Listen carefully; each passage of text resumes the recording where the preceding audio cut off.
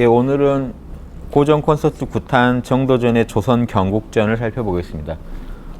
원래는 정보이가 조선의 어떤 건국 철학이라고 할 만한, 즉 우리 다른 나라의 어떤 정치 선언문에 비교해서도 뒤지지 않는 뛰어난 글인데요. 조선이란 나라가 이제 조선이란 나라를 세우고 이런 정치의 정당성, 조선 왕조를 제대로 정치하려면 이렇게 해야 된다는 기본 철학을 밝힌 겁니다. 정치에 대한. 그러니까 거의 정치 철학이에요. 그래서 그걸 좀 의미하시면 이건 오늘날 민주주의 사회도 그대로 통용된 내용입니다. 예, 그래서 지금 우리가 어떤 또 대선을 앞두고 국가 경영의 어떤 지도자를 뽑으려는 어떤 입장이지만 실제로 우리가 국가 경영의 지도자를 뽑는 건 백성이지 않습니까? 그래서 국민이 주인인 이런 민주 시대에는 특히나 국민들이 이 철학을 갖고 있어야 됩니다. 예전에는 군주 시대에는요, 군주와 그 신하들만 알고 있어도 정치를 하지만 자기들끼리 이어가면 되니까요. 하지만 민주 시대는요, 국민이 뽑아야 되는데 경영자를 누가 국가 경영에 적합한가 할 때는 국가 경영이 뭔지를 알아야 적합한지 안 한지를 알 수 있지 않겠습니까? 그래서 국민의 입장에서는 당연히 이 정도는요, 한 번쯤은 생각해 보셔야 됩니다. 그래서 다른 거 몰라도 조선 경국전의 전 내용은 다른 거 몰라도 정보위는 반드시 정보위 정도는 이해하시고 계셔야 됩니다. 그래서 정보위만 하려고 했는데 조선 경국전의 전 내용이요, 국가 경영이라는 걸 한눈에 이해하기에 너무 좋은 내용을 갖고 있어서요, 간략하게나마 다른 편들도 간단하게라도 살펴보는 시간을 갖겠습니다. 그래서 한번 보시면요, 조선 경국전이라는 게 뭔지 한번 보시죠. 좀 낯서실 텐데요. 경국대전은 더 잘 아실 겁니다. 경국대전이 조선 전체의 이제 그 법전이었죠. 조선 전체를 관통하는 법이었다면 조선 경국전은 경국대전의 어떤 기초가 된 작품입니다. 그래서 결국은 조선 경국전이 조선 500년을 어떤 지배했다고 보면 됩니다. 이 틀이 조선 500년을 갔다라고 보시면 돼요. 조선 태조 3년에요. 정도전이 찬술한 어떤 조선 개국의 기본 강령을 논한 규범 체계서이다. 그래서 전 내용은요, 정보위, 그 다음에 국호가 나옵니다. 왜 국호를 조선으로 정했는지 이번 기회에 한번 꼭 알아보시고요. 정국본, 국본이라는 건 세자입니다. 세자를 어떻게 이제 정하는 게 옳은가? 왜냐하면 지금은 민주 시대니까요, 이 부분은 필요가 없죠. 근데 이 부분만큼 중요하게 우리가 생각해야 되는 건 다음 이제 후계자죠. 정치적으로 지금 대통령, 다음 대통령에 왔다가 이 정권에서 어떻게 배양되는 게 옳은가, 이런 문제입니다. 그러니까 한 정권에서 다음 후계자까지도 배양을 잘 시켜야 되는 거 아닌가 하는 이런 문제입니다. 세계라는 거는 이제 지금 특히나 이제 민주 시대는 이제 뭐냐면 좀 다른 얘기인데, 의미가 없는 얘기인데, 이 세계는 이제 이씨 왕조, 즉 이씨의 계보를 말합니다. 어떤 이씨의 예전 어느 선조 때부터 이제 그 덕을 쌓아가지고 이제 우리가 조선을 열게 됐다, 이런, 이게 옛날 왕조 시대는 가장 기본이죠. 주나라, 중국의 문화의 제일 원형이 되는 나라가 주나라라, 고대에 조선도 주나라를 모델로 합니다. 지금 이 조선 경국전마저도요, 주나라를 모델로 합니다. 중국의 그 유학이 실제 정치에 적용돼서 가장 이제 화려하게 어떤 작품을 남긴 게 주나라의 어떤 그런 문화 체계거든요. 그래서 공자님도 주나라 문화로 돌아가고 싶어 했거든요. 그 주나라 때 사람이시고. 그래서 이 주나라만 해도요, 이 세계라는 이런 부분이 되게 중요하죠. 주나라 그 왕조가 어느 저 선조 때부터 덕을 쌓아가지고 이렇게 왕이 됐다, 이런 얘기를 꼭 얘기하거든요. 그래서 왕조 시대에는 이게 되게 중요한 부분이다 하시고, 그 다음에 교서는요, 왕이 이렇게 명령하는 이제 행정문서입니다. 왕이 이렇게 뭔가 발표하죠, 한 번씩. 이제 어떤 상황에 대해 발표하는데, 지금 교서를 만약에요, 대통령이 지금 이렇게 내놓는 이 교서죠. 교서에 해당되는 거를 엮으면 경전이 될까요? 안 되겠죠. 근데 지금 우리가 아는 동양 사서 삼경 중에 서경이 있지 않습니까? 서경은 이 교서만 묶어서 낸 책입니다. 행정문서만 엮어서요, 경전이 돼요. 그러니까 그 행정문서 하나하나에요, 엄청난 철학이 담겨 있습니다. 그래서 고대에는 이 교서를 되게 중시합니다. 꼭 왕이 쓰지 않아요. 신하들이 쓰는데요. 지금처럼 꼭 대통령이 쓰는 건 아니잖아요. 그 이제 담당자들이 쓰긴 하는데, 그게 이제 왕의 이념을 그대로 담아야 되고요. 그 전체 내용이 묶으면 그대로 철학책이 될 정도의 어떤 인간의 어떤 본성에 대한 깊은 통찰을 바탕에 두고 있고, 정치란 뭔지에 대해서 확고한 철학의 기초에서 얘기를 합니다. 그래서 그 얘기만 들어도 그냥 정치의 교과서가 돼요. 우리 조금 이따 나오겠지만, 조선시대를 관통하는 조선 선비들이 자기 마음을 수양하는데 최고의 유결로 삼은 도심은 미묘하고 인심은 위태위태하니, 즉 양심은 미묘해서 잘 안 보이고 욕심은 위태롭게 하니 양심을 정밀하게 파가지고 정일하게 파야만이 우리가 중을 잡을 수 있다.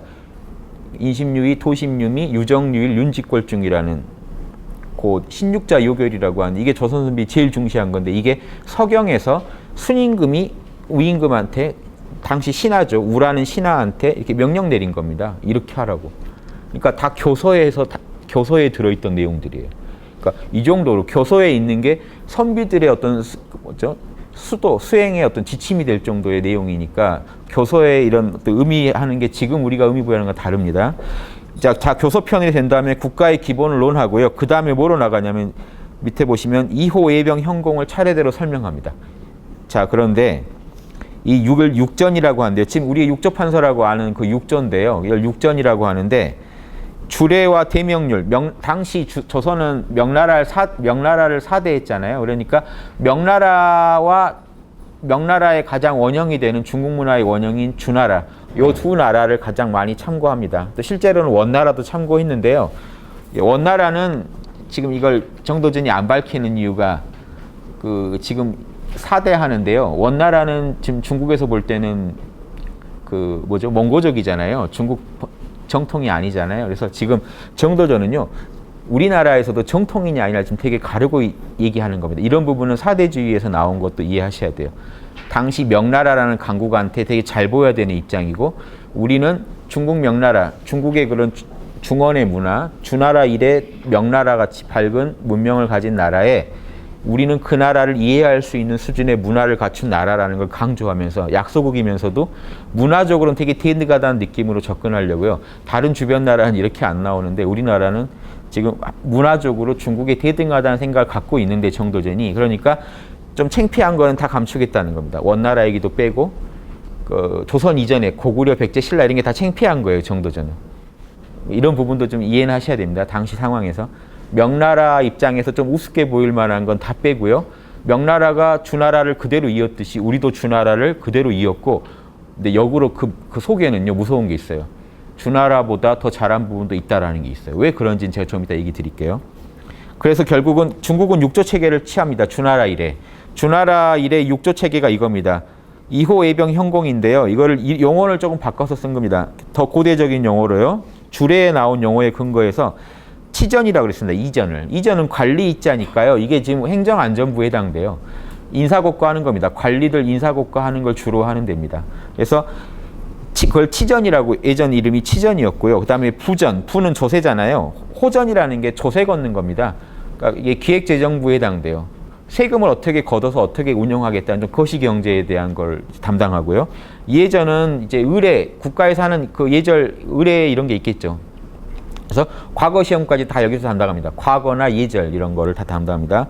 얘는 다 똑같이 이름이 예전이고요. 그 다음에 병전은요, 지금 국방부겠죠. 아까 지금 예전은 지금 뭐죠? 문화관광부인가요? 뒤에 제가 써놓긴 했습니다만. 예. 그 다음에 병전은 지금 국방부죠. 예. 문화체육관광부, 교가부 이런 거에 해당되고요. 예전은. 지금 병전은 국방부인데, 이제 예전에는 정치정자를 써서 정전이라고 불렀습니다. 그래서 그것도 왜 그런지는 제가 좀 이따 설명드릴게요. 그 다음에 헌전은 헌법할 때 이 법헌자잖아요. 그래서 법을 중시하는 거니까, 이 형전은요, 국방부면 여기는 뭐죠? 이제 치안 쪽이죠. 치안을 담당하는 거라 이제 법을 집행하는 거니까 지금 이제 법무부에 해당되고, 이거를 지금은 형벌을 내리는 곳이라서 형전이라고도 하는데, 이제 예전에는 헌전이라고 했고요. 그다음에 공전, 여기는 지금 뭐죠? 지금은 부서가 자꾸 이름이 바뀌니까 지식경제부나 국토해양부, 이렇게 이제 실물경제죠. 이쪽은 아까 그쪽이랑 다릅니다. 조세를 가지고 조세를 어떻게 걷고 어떻게 운용하고 하는 게 아니라, 여기는 실제로 공사를 자꾸 일으키는 겁니다. 사업을 일으켜서 다리도 놓고 건축 궁전도 짓고 이렇게 해서 실제로 이제 어떤 장인들을 써가지고 일을 진행하는 거, 또 국민들을 동원해서 사업을 일으키는 거, 이걸 이제 공전이라고 합니다.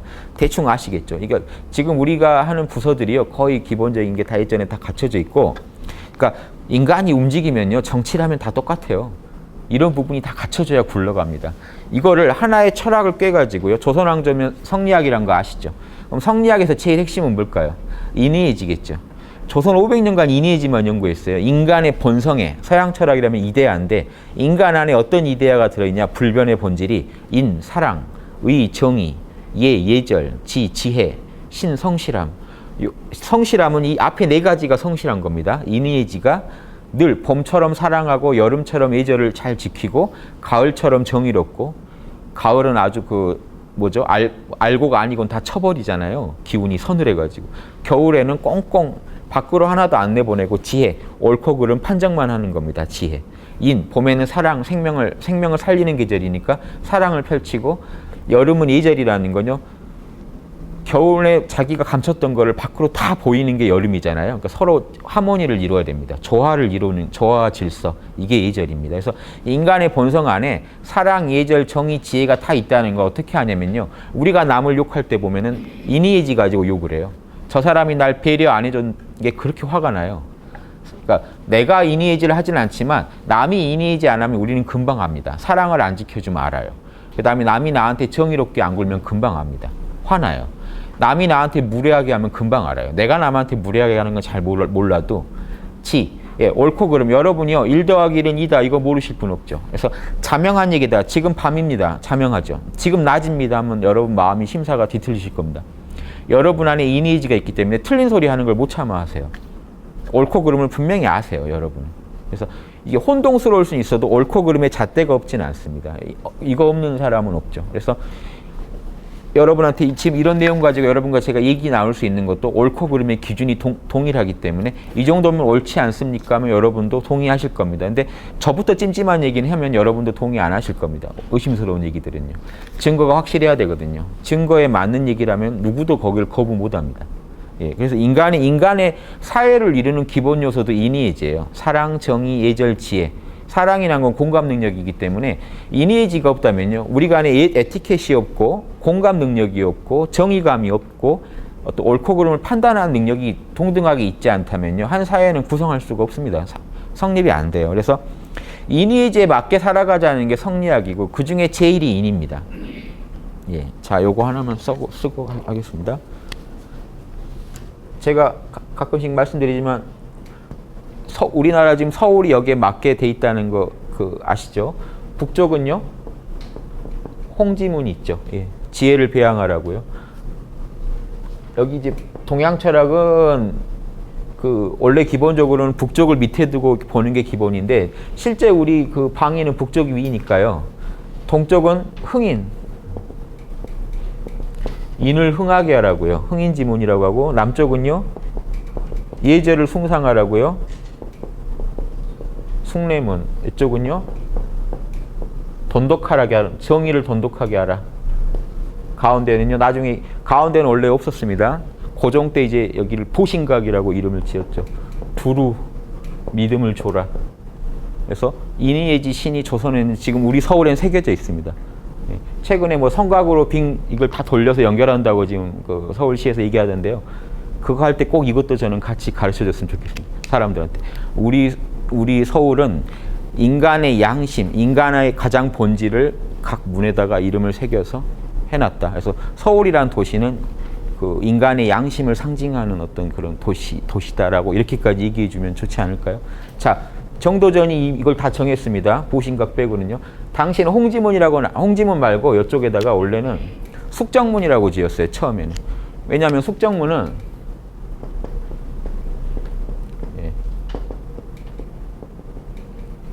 왜 숙정문이라고 했냐면 북쪽에 음기가 들어온다고요. 홍지문이라고 안 하고 북쪽에서 음기가 들어오니까 음기가 들어오면요. 여성들이 음기잖아요. 여성들이 음란해질 수 있다고 이거를 문을 닫아놓고 안 열었어요. 이 문은 사실상 안 쓰는 문이었어요. 닫아놓고.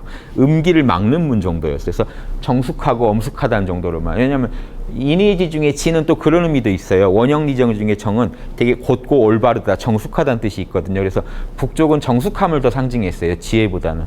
그런데 나중에 이제 여기는 실제로 안 쓰는 문이니까 하나 문을 더 냈습니다. 그래서 나중에 홍지문이라고 했습니다. 그래서 정조선이 처음 이렇게 조선 설계할 때도 이런 이니에지 기본에 맞춰서 지은 거는 이제 사실이고요.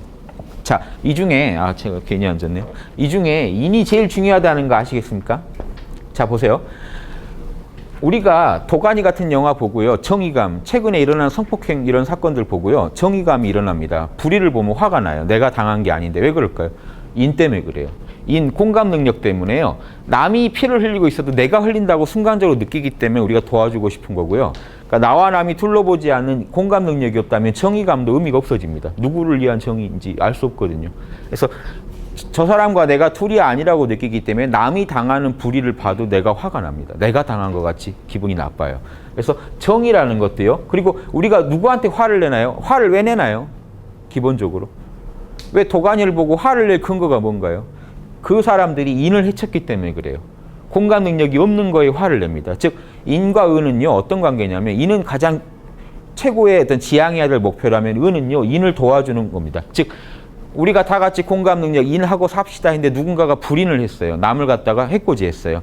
그때 다들 아무도 거기에 대해서 문제시 안 하면요. 이 전체가 썩어버리겠죠. 그러니까 인을 지켜내려면요. 인을 지키지 않는 사람에 대해서 정의감이 발동해서 처벌을 내려가지고 바로 잡아야 됩니다. 이 사람의 그 어그러진 공감 능력을 다시 회복시켜 놔야 돼요. 즉 몸에 팔다리 어디 마비 하나 된 거랑 똑같아요. 반드시 여기를 다시 혈관을 뚫어놓고 신경을 살려야 되잖아요. 즉 여기가 죽어가는데 아무도 여기에 문제 제기를 안 한다는 거는 인은 중시하는데 의를 중시 안 하면요. 그건 인도 결국 망합니다. 전체가 정의롭지 않은 사회가 돼서 썩어서 끝나버려요. 그러니까 인을 지키려면요. 반드시 처벌도 엄격하게 해야 됩니다. 그러니까 모두가 사랑하는 사회를 만들려면 사랑을 안 하는 사람에 대해서 엄격하게 처벌을 해줘야 돼요. 그래서 인과 은은 이런 관계입니다. 그래서 만약에 이런 말이 있어요. 옛날 선비들한테 인을 강조하면은요. 방종해지고 의를 강조하면 살벌해진다. 너무 정의만 강조하면 흉흉해지겠죠. 그런다고 또 너무 사랑만 배려해주고 용서해주자고 하면요. 인간의 에고가 그런가요? 누울 자리를 보면 다리를 뻗는 게 에고라 처벌이 약하네 하면요. 안 할 사람도 또 해요. 자, 이 두 개의 균형을 잘 지키는 게 인의의 잘하는 겁니다. 사랑과 이 정의를요. 적절히 알맞게 쓰는 게요. 상황마다. 아시겠죠? 그래서 인이 제일 중요하다는 것이죠. 그래서 인의지 중에 인이 제일 중요하니까 인은 공감 능력이고 보십시오. 인이라는 글자가 남하고 나를 원래 이게 두 이자가 아닙니다. 각골문 보면은요 똑같이 씁니다. 동등하게 보라. 나하고 남을 동등하게 보는 게 인입니다. 사랑입니다. 그래서 정치하면요. 지금 대선 주자 중에 이런 분들이 또 누군지도 보시는 것도 재밌겠죠. 국가경을 잘하려면요. 인의예지 감각이 높아야 됩니다. 처벌할 때 처벌하고 사랑할 때 사랑하고 이걸 확실히 해야 되고요. 그 큰 근원에서는 사랑이 있어서 이 사랑이라는 게 뭐냐면 국민들이 원하는 걸 정확히 읽어내서 국민들을 원하는 거를 만족시켜주는 거. 이게 이제 정치의 제일 기본이죠. 인의예지 제일 잘하는 분이 천자가 돼야 된다는 게 유교나 노자나 장자나 다 똑같아요. 내성외왕이란 말이 장자에 나옵니다. 안으로 성인이라야 밖으로 천자 노릇 할 수 있다. 이 얘기는요. 성인이라는 건 인의예지 제일 잘하는 사람입니다. 다른 신통력 부린 사람이 아니고 인의예지 감각을 제일 잘 회복한 사람이라 은나라 때 명재상인 이윤이 이런 말을 해요. 백성 중에 한 명만 굶고 있어도 내가 굶긴 것 같다. 요 말이 나오는 사람이 성인이에요. 백성 중에 한 명만 도랑에 빠져 있어도 내가 그 사람을 도랑에 밀어넣은 것 같이 느껴진다. 이게 이제 이윤이 성인 대접받는 양반입니다. 정치가인데도. 공자님도 높이신 분이에요. 그런 분 이 마인드, 맹자도 높이고 공자도 높였던 분인데 이 마인드가 영성이라는 거고 영성 높은 리더가 나와야 된다는 이겁니다. 백성이 뭔가 괴로워하면요. 금방 알아야 돼요. 그 애기 키우는 거랑 같아야 되잖아요. 애기가 울면요. 배고파서 그러는지 몸이 불편해서 그런지 금방 알아내는 양반이 잘 키우겠죠. 즉 백성의 부모다란 말이 대학이라는 동양 고전에 나오는데 군주는 백성의 부모다. 부모니까 백성의 부모니까 군주가 시키는 대로 해라 이게 아니고요. 그 말의 의미는 군주는요. 백성이 뭘 원하는지 국민이 뭘 원하는지 알아서 서비스. 정치라는 건 서비스인데요. 고객이 국민이고 고객이 왕이고요. 고객이 또 너가 제일 서비스를 잘해줄 것 같으니까 너가 해 하고 하는 게 민주주의죠. 군주주의는요. 옛날 세습으로 그냥 이어가던 시대라면 민주시대에는 민이 또 뽑아 올린 거예요. 한 업체를 지정해서요. 너가 이번 기간 동안 5년 동안 서비스를 해줘라고 해줬는데 서비스가 형편없는데 뭔 말도 못하고 당해야 되거든요. 5년간은. 지금 현재. 그래서 제대로 된 민주주의가 아닙니다. 문제가 있을 때는 바로 얘기해가지고 시정도 할 수 있는 힘이 있어야 돼요. 민한테. 근데 민은 주식 투자에서 개미처럼 이제 힘이 모여지기가 힘들기 때문에 현실적으로는 한 번 잘못 뽑으면 5년 고생해야 되는 구조입니다. 현재. 요 실상을 정확히 알아야 돼요. 그래서 지금 우리가 느끼는 정치에서 느끼는 문제들은요. 민주주의가 제대로 안 돼서 일어나는 겁니다. 그런데 고대 군주주의 시대에도요. 세종 같은 왕이 있으면 민주주의가 실현되거든요. 즉 정치라는 게 뭔지 이제 정확히 정의를 내려야 되는데 그냥 고객, 백성들한테 서비스를 해주는 거예요. 공적 서비스업이기 때문에 군주시대, 즉 어떤 업체가요. 아버지, 아들 이어서 가는데 서비스를 되게 잘해주면요. 사실은 정치를 잘하고 있는 겁니다. 지금 부탄 같은 나라는 왕조거든요. 아버지, 아들 몇 대를 지금 내려오는데요. 국민들이 만족해요. 그리고 행복지수가 전 세계에서 제일 높은 편이에요. 행복지수라는 건요. 국민이 그 서비스에 만족한다는 겁니다. 우리나라는요. 특히 만족 못하는 나라 중에 하나죠. 정부의 서비스에 만족을 못해요. 그러니까 지금 우리는 의회 민주제도니까 그쪽보다 나아 이렇게 단순히 얘기할 게 아니란 겁니다. 의회 민주제도면 더 잘해줘야 되잖아요. 군주시대보다 그러니까 왕조로 이어지는 것보다 더 최선의 인물들이 그러니까 왜냐면요. 세습을 하다 보면 아버지는 괜찮지만 아들이 꼭 현명하라는 법이 없지 않습니까? 아들이 영성지능이 높으라는 법이. 그러니까 대를 계속 이어가다 보면 좀 또라이도 나올 수 있고 위험성이 많아요. 세습은. 그런데 이 대통령제나 옛날 중국 고대에 요임금이 아들한테 안 주고 순임금한테 줍니다. 백성 중에 제일 현명한 백성을 뽑아다가 이게 고대에도 이미 민주제도가 일어난 겁니다. 즉 전문 경영인들끼리 주고받아요. 한 기업의 어떤 경영권을. 근데 지금 같으면 이제 군주 시대는 한 어떤 가문이 그걸 맡아서 책임진 거죠. 자, 이거는 시대마다 달라질 수 있지만 정치의 원형은요. 공적인 서비스이기 때문에 고객한테 만족을 주느냐 못 주느냐로 결국에는 이게 전체적으로 다 평가받을 수 있다는 겁니다. 민주니까 이미 군주랑은 우리는 비교를 거부한다 이렇게 얘기하면요. 세종보다 지금 그럼 과연 잘하냐는 거죠. 세종같이 영성지능이 높은 군주가 나와버리면요. 고객들이 만족하는 게 지금 글자가 없어서 힘드냐면 글자를 만들어줘 버리고요. 뭐가 없어서 힘드냐면 그걸 해줘 버리고. 이게 지금 국민대접을 받은 거죠. 지금같이 국민대접 지금 왕대접 받고 계신가요? 주인대접? 예. 그래서 정확히 알아야 뭘 요구할지를 알고요. 우리가 요구할 수 있는 걸 정확히 요구할 수 있다는 거는 이런 어떤 민주제나 이런 거에 국민들이 이해가 좀 더 깊어졌다는 얘기니까 영성지능, 즉 그 남을 배려할 줄 아는 리더만이 국민을 챙겨줄 거라는 건 아주 기본 전제입니다. 이거 못하는 리더를 올리면요. 언제든지 우리는 이제 사기를 당하게 돼 있습니다. 그래서 정보위 안 보셔도 지금 뭔 말이 있을지 아실 거예요. 예. 조선의 건국 철학은 지금 인의진데 그중에 특히 인이 중요한데 왕이 인 못하면 백성 마음 못 얻으면 나라 망한다 이 얘기가 지금 정보위의 전체 내용입니다. 이게 다예요. 예, 그러니까 지금도 똑같다는 겁니다. 그 얘기는. 그렇죠? 그래서 요 얘기도 한번 보시면 아까 좀 얼핏 제가 얘기했지만 요가 순한테 왕위를 준 거는 지금 우리 민주제도의 랑 거의 비슷합니다. 그러니까 선거만 안 치렀지 백성들이 뽑은 거랑 같아요. 왜냐면요. 요임금이 정치를 하다가 순임금이 어떤 존재였냐면요. 순임금이 만약에 바닷가에 살면요. 거기 마을이 생겨요. 순임금이 산으로 갔더니 산에 마을이 생겨요. 이 얘기를 요임금이 듣고 그렇게 현명한 사람이 있어 하고 불러다가 벼슬을 맡겨서 후계자 교육을 시켜가지고 또 한참 시킵니다. 그래서 나중에 요임금이 왕위를 완전히 주고 뒤로 은퇴합니다. 자, 이거는 거의 지금 민주제도도 이루기 힘든, 뭐가 힘드냐면 지금 민주제도에서요. 다음 대통령이 꼭 현명하다고 보장할 수 있나요? 그러니까 거의 성인급이라고. 인의의지 끝내주게 하는 사람이요. 자기만큼 인의의지 끝내주게 하는 사람을 국민이 지지하는 걸 보고 뽑아다가 후계자를 시켜서 넘겼습니다. 아들한테 안 주고. 예, 이게 유교에서 제일 모델로 하는 시대라 이때를 대동사회라고 그래요. 얘기 예운편에 보면요. 요 순의 이런 정치를 대동이라고 합니다. 뭐냐면 요가 천하를 자기 거라고 생각했으면 아들한테 줬겠죠. 지금 교회만 해도 아들한테 주잖아요. 근데 자기 거라고 생각을 안 했기 때문에 백성 중에 제일 현명한 백성한테 줬어요. 그런데 이제 그 다음에 주나라가 이제 대표적인 게 지금 중국 문화의 원형인 주나라만 해도 아들한테 줬잖아요. 그러니까 그럼 그렇게 주나라를 좋아했던 공자님이면 주나라에 대한 평가가 더 좋아야 되잖아요. 그렇지 않아요. 이때를 소강시대라 그래요. 지금 중국은 소강사회를 목표로 한다고 지금 기치를 걸고 있는데요.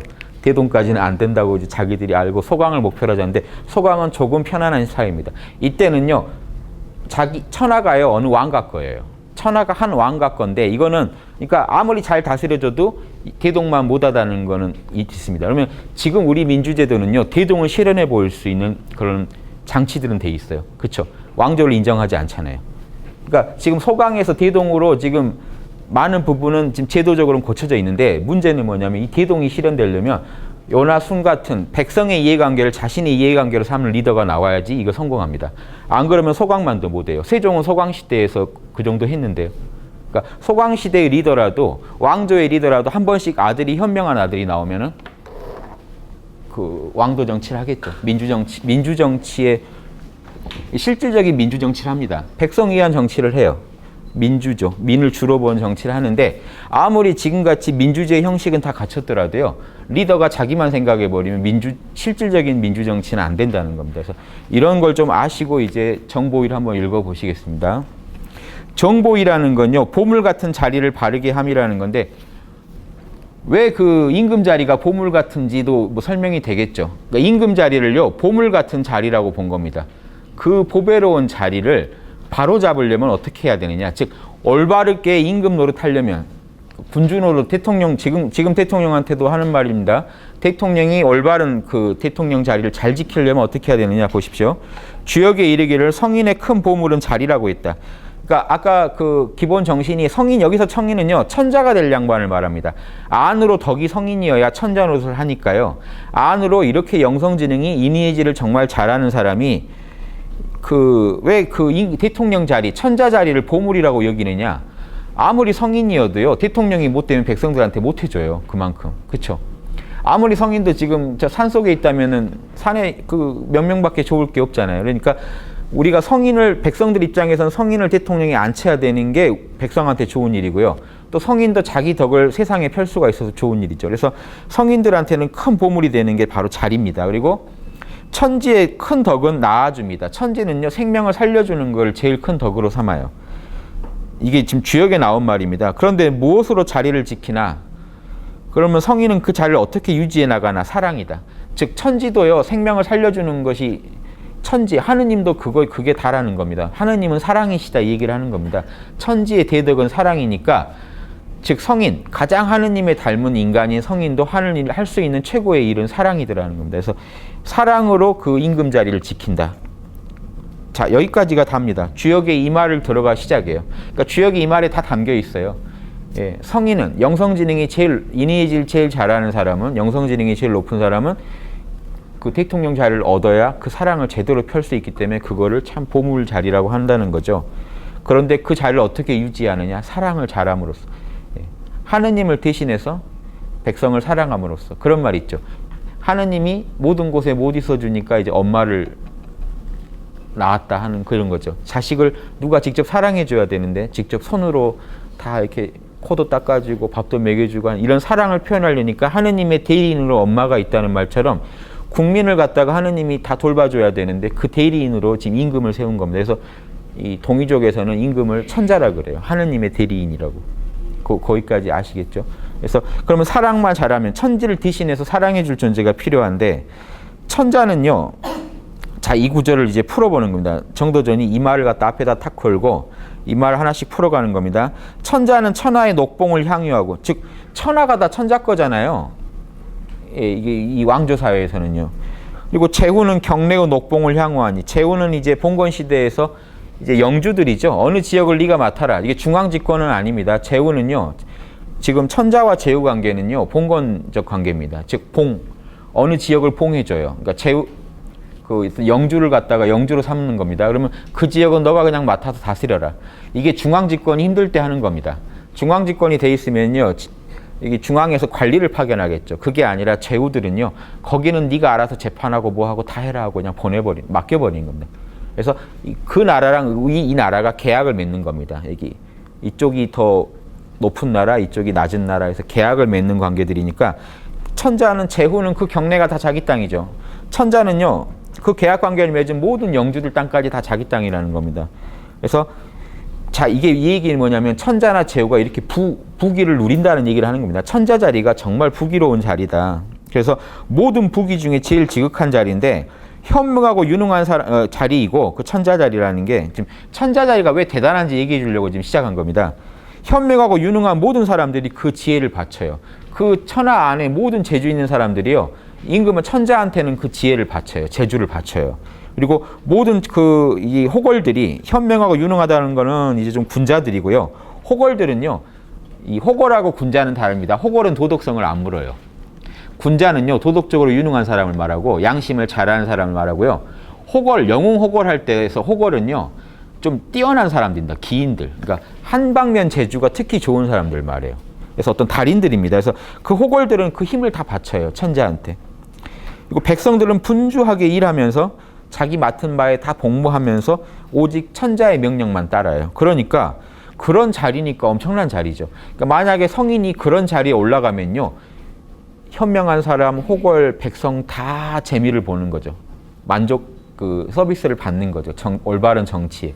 근데 만약에 이 천자 자리에요. 이런 귀한 자리에 사이코패스가 만약에 올라오면 어떻게 될까요? 자기만 알고 남을 무시한 사람이 올라가면 백성 다 빨리는 겁니다. 백성 재산 빨리고 마음 황폐해지고 힘 다 뺏기고요. 불러다가 일 시키니까요. 고대에는 계속 만리장성 지으라고 시키고 뭐 시키고 고대에는 불러다가 이제 그 노동력을 착취할 수가 있잖아요. 재산 착취하고 노동력 걷어가고 이렇게 하면서 다 빨아먹을 수가 있거든요. 그러니까 무서운 상황인 겁니다. 그래서 정말 보물이 아니고 무엇이겠냐. 그 천자자리라는 게 성인은 천자자리를 보물로 여긴다. 이것도 아셔야 됩니다.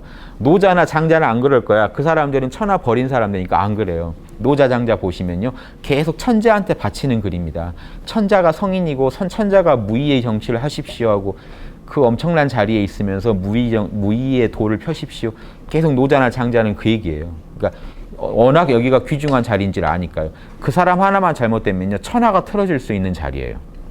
보통 제가 틀어졌다고 천하가 틀어지진 않는데 딱 한 사람이 이상해져가지고 천하를 망칠 수 있는 자리가 천자 자리죠. 너무 귀한 자리라는 겁니다. 그래서 이제 주역을 푼 거죠. 주역에서 그 자리를 보물 같은 자리라고 푼 겁니다. 너무 귀한 자리라서 그렇다. 자, 그리고 그 다음에 또 다른 걸 풀겠죠. 그 다음 천지의 큰 덕이 낳아주는 거란 걸 풀어줍니다. 천지는 만물을 한결같이 낳고 기를 뿐이다. 우주가 하는 일이 뭐냐면요. 생명을 창조하는 일입니다. 그래서 대저 한 근원의 기운, 일원직이라고 하는 게 원기죠. 동양 철학에서 원기라고 합니다. 그러니까 이게 우주에 있는 모든 에너지의 근원의 에너지입니다. 그래서 그 에너지에서 우주가 다 나와요. 그러니까 빅뱅, 요즘 물리학으로 말하면 빅뱅 전의 에너지입니다. 그 에너지에서 우주가 나오니까요. 그 에너지가요. 천하를 두루 흐름에, 천하에 모두 관통해 있어요. 조금도 끊어지지 않고. 그러면서 뭘 하냐면 만물들이 다 이 기운을 받아서 생겨나요. 우주 만물이 다 한 기운으로 생겨나니까 큰 놈, 가는 놈, 높은 놈, 낮은 놈이 다 각각 형체가 생기고 본성이 생기는 게 다 그 우주에서 그렇게 만드는 거라는 겁니다. 그렇죠? 그러니까 천지는 만물을 낳는 것을 그 마음으로 삼는다. 우주는 무슨 마음을 갖고 경영하느냐? 만물 창조하고 살려주는 그 마음, 그 사랑의 마음이에요. 그래서 하나님은 사랑이시다라는 겁니다. 이렇게 만물을 낳는 마음이 바로 천지의 큰 덕이다. 그러니까 이게 인간한테 있으면 뭘까요? 아까 인간도 그 우주의 일부니까 그 마음을 갖고 있겠죠. 예. 그래서 그게 양심입니다. 그래서 인간이요, 욕심만으로 사는 것 같지만 지금 우리가 그래도 법 지키고 사는 건요, 양심이 그래도 커가지고 남한테 해대는 거 잘 못해요.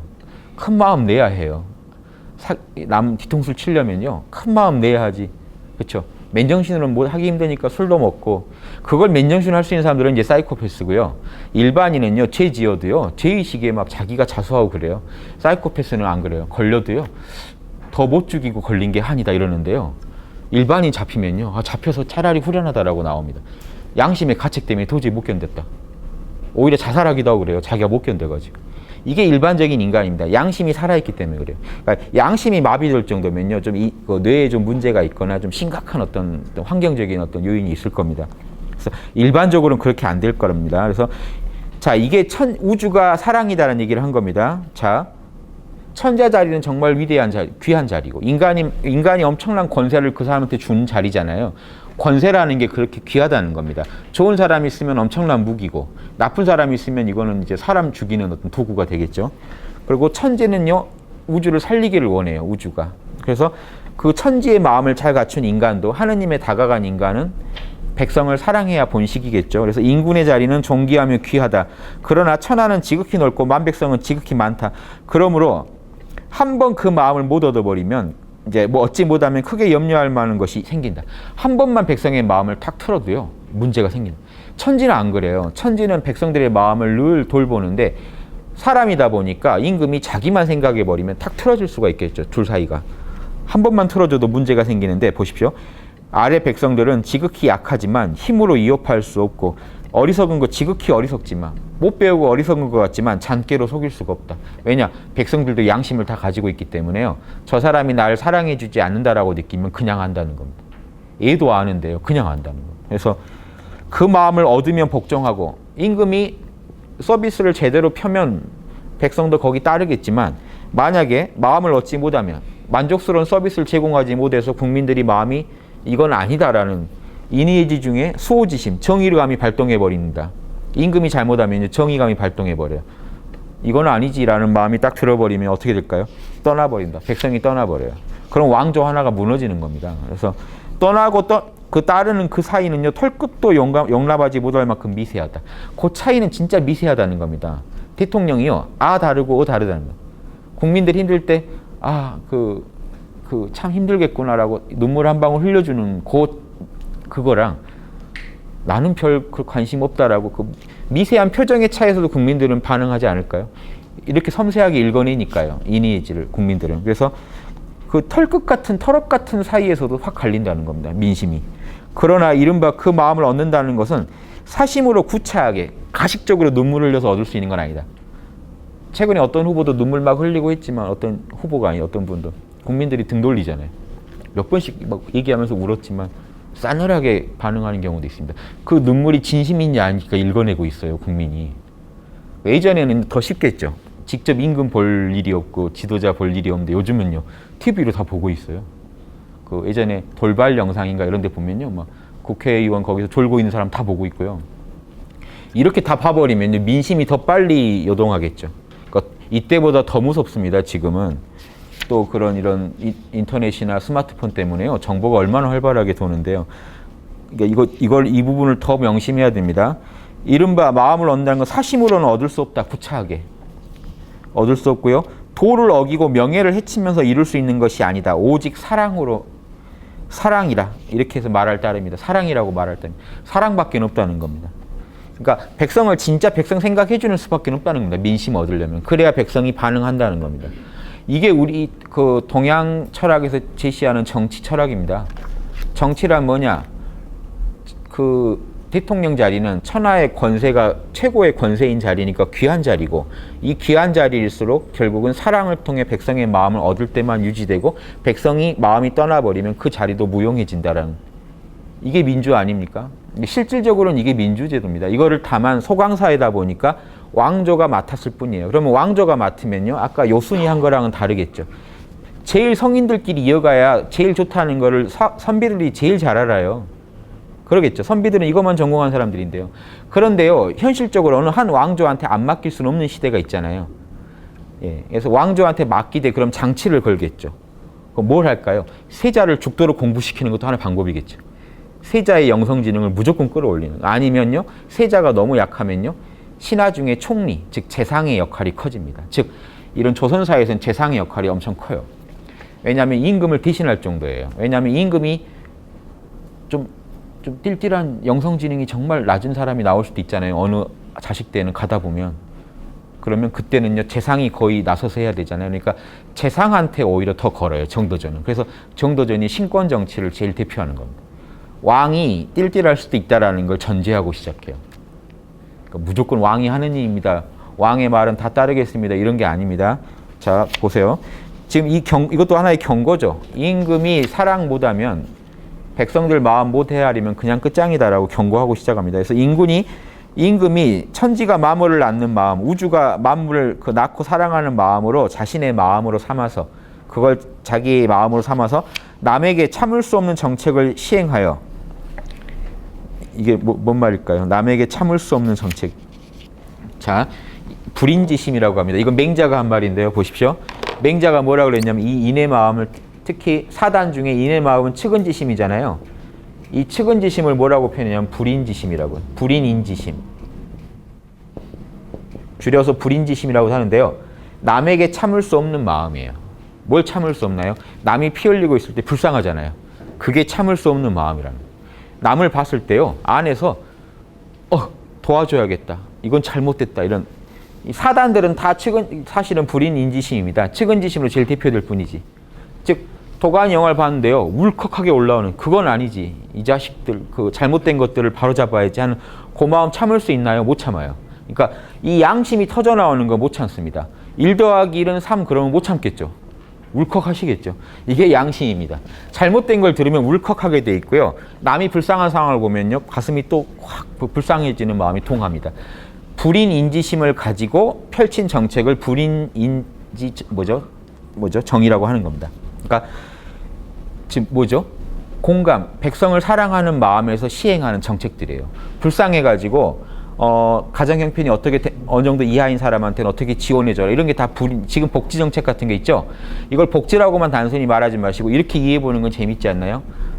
인간이 갖고 있는 양심 때문에 차마 안 할 수 없어서 시행하는 정책들입니다. 그러니까 그걸 하니 마니가 문제가 아니에요. 그건 당연히 하게 돼 있어요. 양심이 있는 사람이라면 해야 되는데 이제 우리나라 형편에 맞게 그걸 어떻게 조절하느냐가 문제인 거지. 예, 이건 양심에서 나타나야 되는 겁니다. 그래서 복지를요. 그 복지를 이렇게 논하면 안 됩니다. 복지가 이렇게 우리나라 성장에 도움이 되네, 해가 되네 이렇게 얘기하기 전에요. 이미 이거 이해관계 따지고 있으면요. 양심은 없는 나라잖아요. 인간인 인지상정상 그게 당연히 그걸 어떻게 보아 넘기냐 해서 시작해서 논의를 해가야 진짜 좋은 어떤 복지 정책이 나올 거라고 봅니다. 그 얘기를 지금 남에게 참을 수 없는 정책이라는 그걸 안 하고는 못 견디는 정책이에요. 이게 임금이요. 만약에 영성진이 높으면 이런 정책을 많이 펴겠죠. 그래서 천하의 사방 사람들로 하여금 모두 기뻐하게 하여 부모처럼 우러러보게 할 수 있다면 장구하게 안락하고 부유하고 존귀하고 영화로움의 즐거움을 누리게 될 것이며 그러면 그렇게 양심껏만 하면 부수적으로 따라온다는 겁니다. 국가의 성장과 그 번영은.